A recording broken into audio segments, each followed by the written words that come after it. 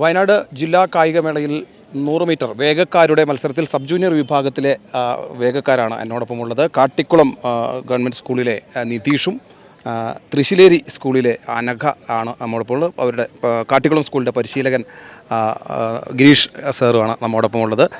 ഇവരുടെ വിശേഷങ്ങൾ പങ്കുവയ്ക്കാം. ആദ്യം നമുക്ക് കൊച്ചു കുട്ടിയിൽ നിന്ന് തുടങ്ങാം അല്ലേ.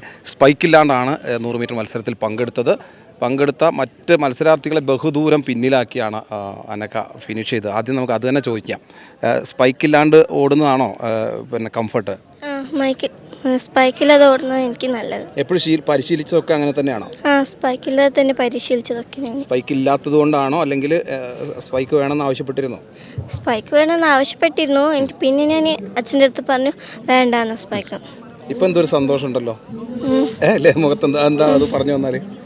അത് എന്താണെന്ന് വെച്ചാൽ എനിക്ക് എൻ്റെ അച്ഛൻ്റെ അമ്മേൻ്റെ അടുത്ത് എനിക്കിതൊക്കെ ചെയ്യാൻ പറ്റുള്ളൂ. അതുകൊണ്ട് ഞാനിന്ന് അച്ഛൻ്റെ അമ്മേൻ്റെ അടുത്തൊക്കെ സംസാരിച്ചു. എനിക്ക് നല്ല സന്തോഷമായി. ഏട്ടൻ പറഞ്ഞു പോയി ജയിച്ചിട്ട് വന്നു. ആരാ കൂടെ വന്നിട്ടില്ല ഇങ്ങോട്ടേക്ക് ഹോസ്റ്റലിൽ നിന്ന് ടീച്ചർമാർ വന്നിട്ടുണ്ട്. ഇനി വേറെ ഏതെങ്കിലും മത്സരം ഉണ്ടോ? നാളെ റിലേ ഉണ്ട്. റിലേയിലും 100 മീറ്ററിലാണ് പങ്കെടുക്കുന്നത് അല്ലേ? മാഷ് എന്തോ ഒരു ഓഫർ പറഞ്ഞിട്ടില്ല, ചോദിച്ചോക്കട്ടെ.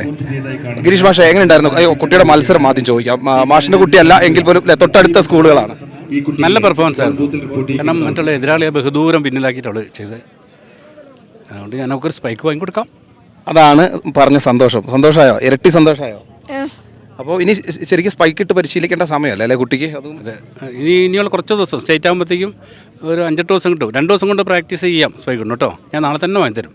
അതാണ് അപ്പോൾ ഒരു വലിയ സന്തോഷം പങ്കുവയ്ക്കുക. കാരണം തൊട്ടടുത്ത സ്കൂളിലെ കായികാധ്യാപകനാണ്. അനഘയ്ക്ക് ഒരു മനോഹരമായ സ്പൈക്ക് നാളെ തന്നെ വാങ്ങി നൽകുമെന്നാണ് പറയുന്നത്. അതാണ് സ്പോർട്സ്മാൻ സ്പിരിറ്റ് എന്ന് പറയുന്നത്. അപ്പം ഇനി നേരെ പോകുന്നത് സാറിൻ്റെ കുട്ടിയാണ് അല്ലേ? ഒരു പ്രതീക്ഷയുള്ള താരമാണ് നിതീഷ്. 100 മീറ്റർ സബ് ജൂനിയർ മിതീഷാണ്. മിതീഷിൻ്റെ എങ്ങനെ ഉണ്ടായിരുന്നു?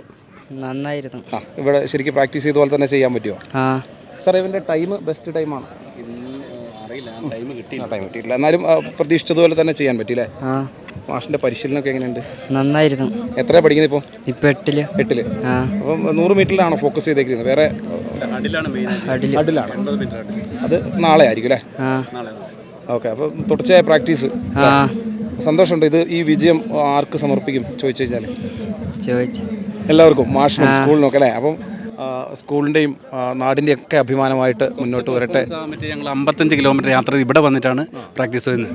തീർച്ചയായും അതിൻ്റെ ഒരു അഡ്വാൻറ്റേജ് ഉണ്ടല്ലോ അല്ലേ? നമുക്ക് സിന്തറ്റിക് ട്രാക്കിലെ പരിശീലനം ആഴ്ചയ്ക്ക് 2 ദിവസം കുട്ടികളെ കൊണ്ടുവരും. ശനി ഞായർ ഇവിടെ കൊണ്ടുവന്ന് ഇവിടെ നിന്നാണ് പരിശീലിച്ചത്. നമുക്ക് വലിയ അഡ്വാൻറ്റേജാണ്.